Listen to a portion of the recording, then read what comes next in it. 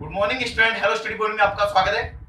देखिए, आज अपन बात करेंगे कार्बनिक यौगिकों का नामकरण कैसे करते हैं। और हम आपको बता देते हैं कि ऑर्गेनिक केमिस्ट्री को समझने से पहले हमें कार्बनिक यौगिकों के नामकरण के बारे में पता होना चाहिए। और हमारे अन्य वीडियो देखने के लिए डिस्क्रिप्शन में लिंक दी है, वहां से आप आसानी से देख सकते हैं। तो चलिए टाइम न खराब करते हुए अपने वीडियो को स्टार्ट करते हैं।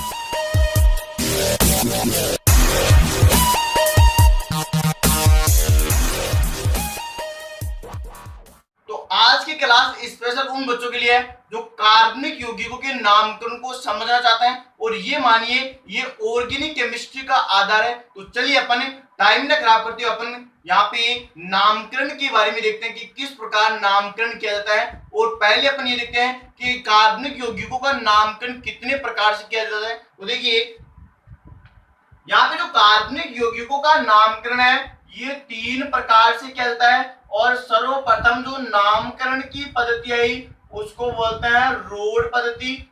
और इसी नामकरण पद्धति को अपने सामान्य पद्धति के नाम से भी जाना जाता है। और यह सर्वप्रथम है कार्बनिक यौगिकों के नामकरण की पद्धति मानी जाती है। और दूसरी जो हमारी नामकरण की पद्धति है यह हो जाती है व्युत्पन्न पद्धति, यानी कि डेरिवेटिव सिस्टम। और सबसे इंपोर्टेंट जो हमारी एडवांस पद्धति है जो 10th लेवल से स्टार्ट होकर 12th बोर्ड, ग्रेजुएशन तथा पोस्ट ग्रेजुएट तक आपका पीछा नहीं छोड़ती है, वो हमारी है आईयूपीएससी पद्धति। तो यहाँ पे सबसे इंपोर्टेंट हमारी जो पद्धति हो जाएगी वो होगी आईयूपीएससी पद्धति। और इसको अपन एडवांस सिस्टम भी कहते हैं। तो देखिए हम बात करेंगे सर्वप्रथम रूढ़ पद्धति के बारे में। तो यहाँ पे सर्वप्रथम बात करने वाले हैं रूढ़ पद्धति में जो कार्बनिक यौगिकों का नामकरण किस प्रकार किया जाता है। तो देखिए रूढ़ पद्धति में कार्बनिक यौगिकों का नामकरण स्रोत के आधार पर होता है, आविष्कारक के आधार पर होता है, या अपन इसको खोजकर्ता के नाम के आधार पर भी बोल सकते हैं। या अपन माने कि कोई भी कार्बनिक यौगिक जिस विधि से प्राप्त होता है उसके आधार पर इसका नामकरण अपन देखने वाले हैं। तो एग्जांपल के तौर पे देखिए ये सबसे पुरानी पद्धति मानी जाती है। और यहाँ पे आप देखिए कि पहले एग्जांपल में अपन ने बात करी कि हमारे पास CH4 है और इसका जो स्रोत है वो अपन देखेंगे अभी। और यहाँ पर अपन इसका नाम देखेंगे कि जो रूढ़ पद्धति में इसका क्या नाम होता है।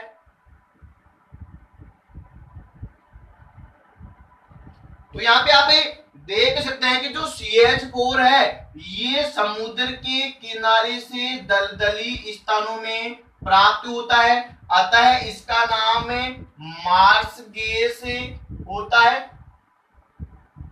और दूसरे एग्जांपल की अपन बात करें यहाँ पे देखिए HCOOH यह लाल चींटियों में पाया जाता है। तो इसका स्रोत क्या हो गया, रेड आंट इसका स्रोत हो गया है। और अपन जानते हैं जो लाल चींटियां है ये फॉर्मिक एसिड का सिक्रेशन करती है। इसके आधार पर HCOOH को अपन क्या बोलते हैं, इसका रूढ़ नाम फॉर्मिक अम्ल होता है। यहाँ पे आगे देखिए CH3COOH और यह एसिटिक अम्ल है जो सिरके से प्राप्त होता है। तो इसका रूढ़ नाम क्या है, एसिटिक अम्ल। और इसका स्रोत क्या हो गया, इसका स्रोत यहां पर सिरका हो गया। आगे आप देखिए CH3OH ये लकड़ी के बंजक के आसवन से प्राप्त होता है। तो इसका स्रोत हो गया लकड़ी के बंजक आसवन से।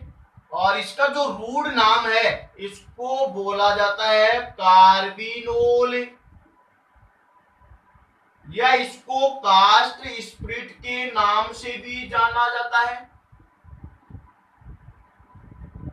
अब आगे आप देखिए कि COOH और यहाँ पे COOH यह ओक्जेलम पादप से प्राप्त किया जाता है, तो इसका नाम क्या हो गया है, ओक्जेलिकी। तो इसका स्रोत अपन ने बोल देंगे स्रोत ओक्जेलम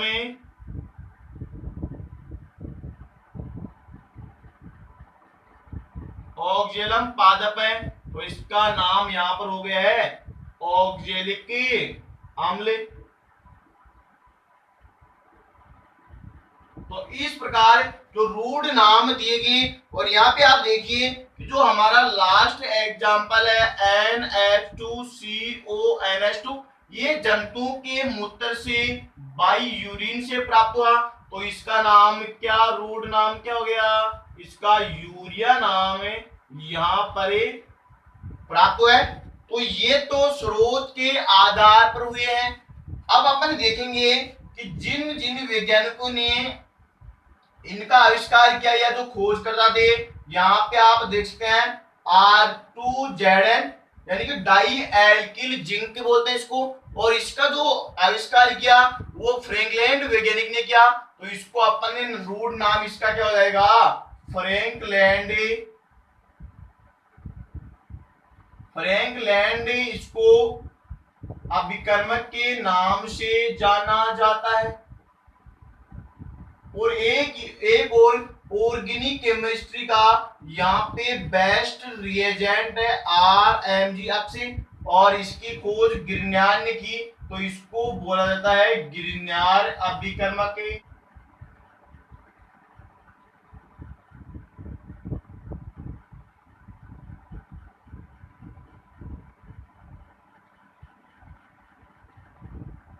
तो इस प्रकार रूट नाम पद्धति विकसित हुई।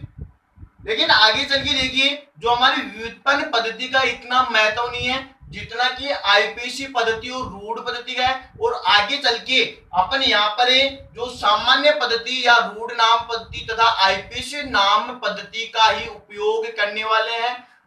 और देखिए इस जो सामान्य नाम पद्धति में कुछ पूर्व लग्नों का प्रयोग किया गया, तो यहाँ पे अपन आपको बता देते हैं कि वो पूर्व लग्न क्या थे, इनको बोलते हैं परिफिक्स। तो देखिए इनमें 3 पूर्व लग्न आए। पहले पूर्व लग्न की अपन बात करेंगे, तो यहाँ पे स्मॉल n और इसको बोला जाता है नॉर्मल। ये कब प्रयोग में होता है, तो यदि सीधी श्रृंखला हो जिसमें कोई भी प्रतिस्थापी समूह या शाखा नहीं हो, तो सीधी श्रृंखला के लिए n का प्रयोग किया जाता है। और यहाँ पे जो दूसरा पूर्व लग्न हमारा हो जाएगा उसको अपन बोलते हैं आइसो। आइसो शब्द का प्रयोग अपन कब करेंगे कि हाइड्रोकार्बन श्रृंखला के द्वितीय कार्बन पर यदि एक मेथिल समूह उपस्थित हो तो अपन आइसो शब्द का प्रयोग करते हैं। तो यहाँ पे लिख देंगे कि यहाँ पे द्वितीय कार्बन पर CH3 और CH3 समूह को बोलते हैं मेथिल समूह उपस्थित हो, तो अपन आइसो शब्द का प्रयोग करते हैं। और जो हमारा लास्ट पूर्व लग्न है इसको बोला जाता है नियो। नियो शब्द का प्रयोग अपन कब करेंगे, देखिए हाइड्रोकार्बन श्रृंखला में यदि द्वितीय कार्बन पर 2 मेथिल समूह उपस्थित हो तो अपन नियो शब्द का प्रयोग करते हैं। तो लिख देंगे कि द्वितीय कार्बन पर 2 CH3 समूह उपस्थित होने पर इसका प्रयोग अपन करते हैं। तो देखिए इनके अपन कुछ एग्जांपल देखते हैं कि इनका जो किस प्रकार के इसमें जो एन आइसो नियो का प्रयोग होता है। तो यहाँ पे इनको आप पोज करके उतार सकते हैं और अपन इनके एग्जांपल के बारे में डिस्कशन करने वाले हैं। तो यहाँ पे आप देख सकते हैं पहले अपन एन की बात करेंगे कि एन का प्रयोग कब करते हैं। तो यहाँ पे आप देख सकते हैं कि यदि ऐसी श्रृंखला है CH3 CH2 CH2 CH3, तो ये सीधी श्रृंखला, इसमें कोई भी शाखा नहीं है। और सीधी श्रृंखला के लिए अपन एन का प्रयोग करते हैं, तो क्या बोलेंगे एन। और हाइड्रोकार्बन श्रृंखला में कितने कार्बन है, 4 है, तो 4 के लिए क्या आता है ब्यूट। और यहाँ पे सिंगल बॉन्ड है तो क्या कर देंगे ब्यूटेन। इसी तरह ही आप देखिए अगला एग्जांपल है, यदि इस प्रकार आ जाए CH3 CH2 CH2 और यहाँ पे CH3, तो देखिए ये भी सीधी श्रृंखला है। और इसके लिए अपन ने पूर्व लगन क्या लगाएंगे एन लगाएंगे। और यहाँ पे कार्बन की संख्या कितनी है 1 2 3 4 5 है, तो 5 के लिए अपन क्या शब्द यूज में लेते हैं पेंट। और सिंगल बॉन्ड तो क्या करेंगे पेंटेन। तो इस प्रकार अपन ने एन का प्रयोग करना सीख लिया है। अब अपन प्रयोग करेंगे आइसो का। तो यहाँ पे देखिए आइसो का प्रयोग अपन कैसे करेंगे, तो आप देख सकते हैं कि यदि हमारे पास इस प्रकार की हाइड्रोकार्बन श्रृंखला प्राप्त होती है, तो आप देख सकते हैं कि पहला कार्बन ये हो गया, दूसरा कार्बन, और दूसरे कार्बन पे एक CH3 समूह जुड़ा हुआ है। तो यदि दूसरे कार्बन पर CH3 समूह उपस्थित है तो अपन आइसो पूर्व लगन का प्रयोग करते हैं। तो क्या क्या बोलेंगे इसको आइसो। और इसमें कार्बन देखिए कितने हैं 1 2 3 4, तो 4 के लिए क्या लगाते हैं ब्यूट। और सिंगल बॉन्ड है तो क्या करेंगे ब्यूटेन। इसी तरह ही आप देखिए एक और एग्जांपल अपन लेते हैं कि CH3 CH और यहाँ पे CH3 और CH2 CH3, आप देख सकते हैं कि दूसरे कार्बन पे कौन सा समूह है CH3 समूह है। और यहाँ पे यदि दूसरे कार्बन पे CH3 समूह या मेथिल समूह हो तो अपन आइसो का प्रयोग लेंगे। तो यहाँ पे पूर्व लगन क्या हो जाएगा पूर्व लगन है आइसो। और देखिए इसमें कार्बन कितने हैं 1 2 3 4 5 है, तो 5 के लिए क्या नाम आता है पेंट। और सिंगल बॉन्ड है तो एन, तो इसका नाम क्या हो गया आइसोपेंटेन, इसका नाम हो गया। इसी तरह ही अपन नियो का प्रयोग देखने वाले हैं। रटने की जरूरत नहीं है, कॉन्सेप्ट को सीखना है। अब नियो के बारे में अपन देखेंगे, तो ये हमारा नियो हो गया।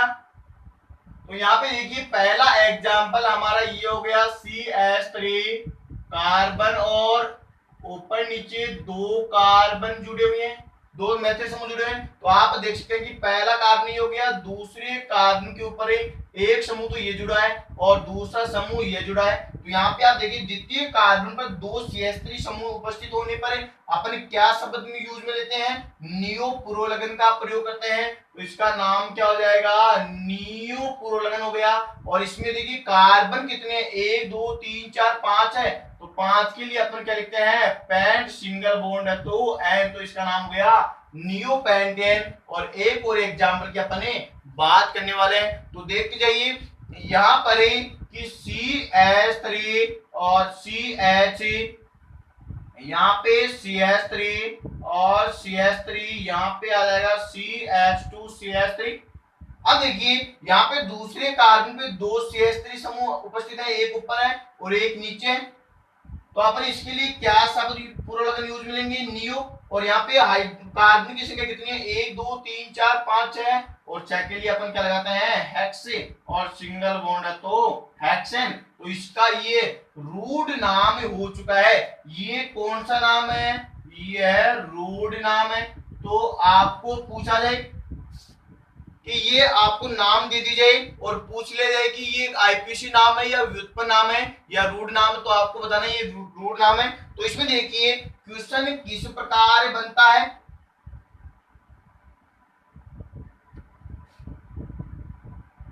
तो आपको ये बोल रहा है कि निम्न में से कौन से सामान्य या रूढ़ नाम है।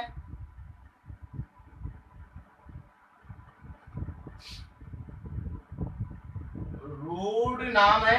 और पहला आपको दे रखा है नियोपेंटेन और दूसरा आपको दे रखा है आइसोब्यूटेन। और तीसरा देखिए आपको तीसरा ये बोल रखा है कि यहाँ पे एन हेक्सेन और फोर्थ है ऑल ऑफ दिस, यानी कि सभी। तो आप बोल देना कि यहाँ पे पुरोलगन नियो यूज में आ रहा है, यहाँ पे आइसो आ रहा है और यहाँ पे एन आ रहा है। तो पुरोलगन एन आइसो नियो है, तो अपन ने क्या करेंगे कि ये सभी क्या है, रूट नाम है या सामान्य नाम है। तो देखिए वापस एक बार रिपीट करा देते हैं। यदि सीधी हाइड्रोकार्बन श्रृंखला है तो हमें एन पुरोलगन का प्रयोग करना है। यदि द्वितीय कार्बन पर एक मैथिल समूह उपस्थित है तो अपन ने आइसो पुरोलगन का प्रयोग करेंगे। और यदि हाइड्रोकार्बन श्रृंखला में दूसरे कार्बन पर यदि दो मैथिल समूह उपस्थित है तो अपन ने पुरोलगन के रूप में नियो शब्द का प्रयोग अपन ने करेंगे। तो ये आपको समझ में आ चुका है। आगे देखिए, इसके बाद में दूसरी जो हमारी पद्धति है वो हो जाएगी व्युत्पन्न पद्धति। और व्युत्पन्न पद्धति में जनक के नाम के आधार पर कार्बनिक यौगिकों का नामकरण किया जाता है। तो हमारी दूसरी पद्धति हो जाएगी व्युत्पन्न पद्धति। इसमें जो कार्बनिक यौगिकों का नामकरण जनक श्रृंखला के आधार पर किया जाता है, या अपन ये बोल सकते हैं कि व्युत्पन्न पद्धति में एक पेरेंटल चेन को अपन बेसिस मानते हैं। तो यहाँ पे देखिए अपन देखने वाले हैं कि यहाँ पे जनक श्रृंखला का सूत्र है, जनक श्रृंखला का सूत्र है, और यहाँ पे जनक श्रृंखला का नाम। तो देखिए आप कि जनक श्रृंखला यदि अपने यहाँ पर CH4 मानते हैं तो यहाँ पे इसका नाम क्या हो जाएगा, मेथेन नाम हो जाएगा। यदि अपन यहाँ पे CH2 डबल बॉन्ड CH2 मानते हैं तो यहाँ पे जनक श्रृंखला का नाम इसके लिए क्या हो जाएगा, ये हो जाएगा एथिलीन। और आगे आप देखिए यदि अपने यहाँ पे एल्काइन ले तो इसका जो जनक श्रृंखला का नाम एसिटिलीन हो जाएगा।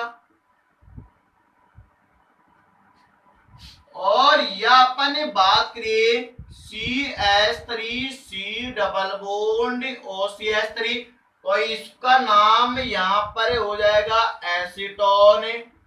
वैसे इसको बोलते हैं डाइमेथिल कीटोन। और यहाँ पे देखिए यदि CH3CHO तो इसको बोलते हैं एसिटैल्डिहाइड।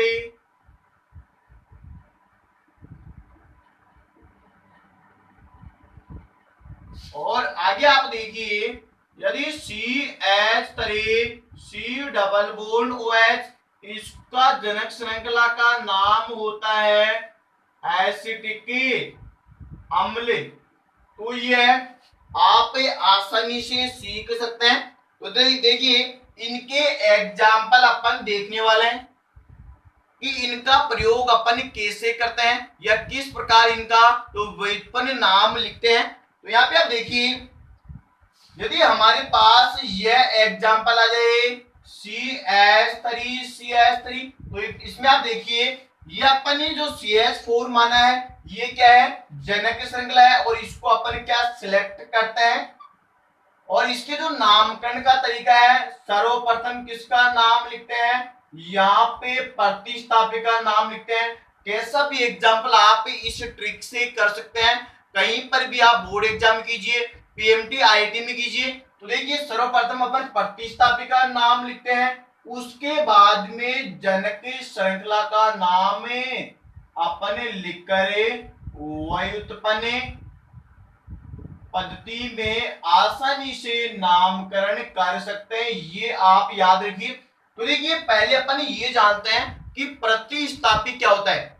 तो यहाँ पे कि अपन ने जो चैन सेलेक्ट की है इसके अलावा जो भी बच गए ना उसको अपन क्या बोलेंगे, प्रतिस्थापी बोलते हैं। तो आप देखिए इसमें प्रतिस्थापी कौन हो गया, यहाँ पे मैथिल प्रतिस्थापी हो गए हैं। और जो अपने सिलेक्ट किया है ये क्या है, यह जनक श्रृंखला है। तो इसका नामकरण अपन कैसे करेंगे, पहले प्रतिस्थापी का नाम है, तो प्रतिस्थापी क्या है, यहाँ पे CH3 को बोलते हैं मैथिल, तो इसका नाम हो जाएगा मैथिल। तो ये तो अपन ने प्रतिस्थापी का नाम लिख दिया। उसके बाद में जनक श्रृंखला CH3 है, और CH3 को अपन क्या बोल रहे हैं, मैथेन बोल रहे हैं, तो क्या लिख देंगे, मैथिल मैथेन। तो इस प्रकार आप आसानी से आप व्युत्पन्न पद्धति का नामकरण कर सकते हैं। दूसरे एग्जाम्पल में आप देखिए, यदि आपके पास इस प्रकार आ जाए कि यहाँ पे CH3 CH2 CH3, तो देखिए जनक श्रृंखला अपन किसको मानेंगे, इसको मानेंगे। और यहाँ पे प्रतिस्थापी एक तो ये हो गया, एक ही हो गया। जनक श्रृंखला के अलावा जो भी बच गए ना उसको अपन क्या मानते हैं, सब्स्टिट्यूएंट, आई मीन प्रतिस्थापी कहते हैं। तो पहले अपन नाम किसका लिखेंगे, प्रतिस्थापी का लिखेंगे। और यहाँ पे प्रतिस्थापी कितने हैं, 2 हैं, तो अपन क्या लगा देंगे, डाई मैथिल। ऊपर देखिए अपने एक ही था तो इसको क्या किया, मैथिल है। यहाँ पे 2 है तो क्या किया है, यहाँ पे डाई लगाया है। अब इसके बाद में किसका नाम आता है, जनक श्रृंखला का। जनक श्रृंखला कौन सी है, यहाँ पे CH2 है, और इसका नाम क्या था, मैथेन था, तो अपन इसका नाम क्या लिख देंगे, डाई मैथिल मैथेन। तो ये इसका व्युत्पन्न नाम हो चुका है। आगे आप देखते जाइए कि यदि हमारे पास ये आ जाए CH डबल बॉन्ड CH, और यहाँ पे CH3, और यहाँ पे आपको लगा देता है CH3। तो देखिए ये एसिटिलीन समूह हमारे पास है। ये कौन सी श्रृंखला है, ये जनक श्रृंखला है। और ये जो बाकी वाले बच गए ये CH3 ये क्या है, ये प्रतिस्थापी है। तो सर्वप्रथम अपन किसका नाम लिखते हैं, यहाँ पे प्रतिस्थापी का नाम लिखते हैं। और प्रतिस्थापी कितने हैं, यहाँ पे 2 प्रतिस्थापी है, तो इसका नाम क्या हो जाएगा, डाई मैथिल। और यहाँ पे उसके बाद में किसका नाम लिखते हैं, जनक श्रृंखला का। यहाँ पे देखिए इस जनक श्रृंखला को अपन क्या बोल रहे हैं, एथिलीन, तो क्या नाम हो जाएगा, डाई मैथिल एथिलीन। इस प्रकार आप पढ़ेंगे तो मजा आएगा। वैसे रटने में कोई फायदा है नहीं, क्यों, हमारा माइंड कोई प्रेशर कुकर है नहीं। अपन कॉन्सेप्ट को समझेंगे तब भी अपने अच्छे क्वेश्चन लगा सकते हैं। अब देखिए अपन और एग्जाम्पल की बात कर लेते हैं। यहाँ पे H डबल बॉन्ड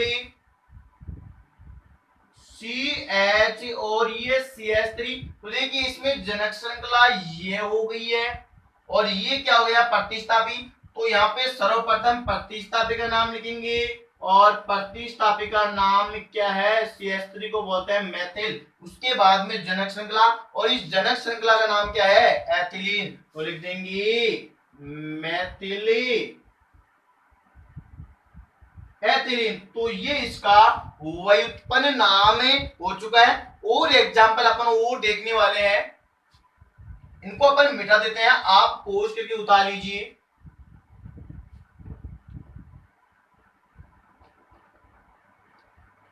आगे आप देखिए, यदि आपके पास ये आ रहा है, यहाँ पे इस प्रकार दे रखा है कि कार्बन ट्रिपल बॉन्ड कार्बन, और यहाँ पे CH3, और इस साइड भी CH3 लगा रखा है। तो इसमें आपको पहचाना है कि यहाँ पे जनक श्रृंखला कौन सी होगी, यहाँ पे ये होगी, तो इसको अपन क्या मानेंगे, ये जनक श्रृंखला है। और ये हमारे क्या हो गई, ये प्रतिस्थापी, 2 प्रतिस्थापी हैं। तो सर्वप्रथम प्रतिस्थापी का नाम लिखते हैं, और यहाँ पे प्रतिस्थापी क्या है, मैथिल है। तो यहाँ पे 2 है, तो 2 के लिए क्या लगाते हैं, डाई और मैथिल।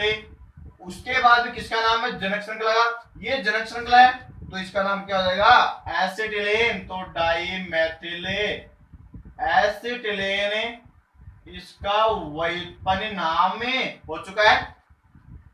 आगे आप देखिए, यदि आपको ऐसे दिया गया है HC ट्रिपल बॉन्ड C, और यहाँ पे CH3, तो आपके पास जनक श्रृंखला का चयन ये हो गया, और यहाँ पे एक प्रतिस्थापी बच चुका है। तो इस प्रतिस्थापी का नाम अपन पहले लिखेंगे, उसके बाद में जनक श्रृंखला का नाम लिखते हैं। तो प्रतिस्थापी कौन है, मेथिल है। और यहाँ पे जनक श्रृंखला का नाम क्या है, एसिटिलीन, तो एसिटिलीन इसका नाम हो चुका है। आगे आप देखिए, यदि आपको ये दिया गया है यहाँ पे CH3 CH2 C double bond OCH3, तो देखिए इस प्रकार का समूह यहाँ पर कहाँ है, ये हो गया। तो इसको अपन क्या मानेंगे, इसको अपन जनक श्रृंखला मानेंगे। तो ये अपने जो सिलेक्शन है किया है, ये क्या है, जनक श्रृंखला है। और ये क्या है, प्रतिस्थापी। तो सर्वप्रथम प्रतिस्थापी का नाम लिखते हैं, उसके बाद में अपने जनक श्रृंखला का नाम लिखते हैं। तो यहाँ पे प्रतिस्थापी का नाम क्या है, मेथिल है। और जनक श्रृंखला क्या है, इसको अपन क्या बोल रहे हैं, एसीटोन बोल रहे हैं। तो इसका नाम हो गया मेथिल एसीटोन। तो इस प्रकार आप आसानी से इनका नामकरण चुटकियों में लगा सकते हैं। अब लास्ट एग्जांपल अपन ये देखते हैं। यहाँ पे देखिए CH3 CH2 C double bond OH, ऐसा समूह आप देखिए किसमें है, यहाँ पे ऐसा समूह इसमें, और यहाँ पे CH3 COOH। तो ये तो हमारा क्या हो गया, ये तो जनक श्रृंखला हो चुकी है। और जनक श्रृंखला के अलावा जो बच गया है वह क्या है, प्रतिस्थापी। तो ये प्रतिस्थापी हो गया। और सर्वप्रथम अपन किसका नाम लिखेंगे, प्रतिस्थापी का, उसके बाद में जनक श्रृंखला का नाम लिखते हैं। तो प्रतिस्थापी क्या है, मेथिल है। और यहाँ पे जनक श्रृंखला, इसको अपन ने क्या बोला है, आप देख सकते हैं एसिटिक अम्ल। तो क्या हो गया, मेथिल एसिटिक अम्ल, इसका व्युत्पन्न नाम हो चुका है। तो देखिए मिलते हैं अगले लेक्चर में, तब तक आप पढ़ते रहिए और मस्त रहिए। यदि कोई डाउट है तो पूछिए। ओके।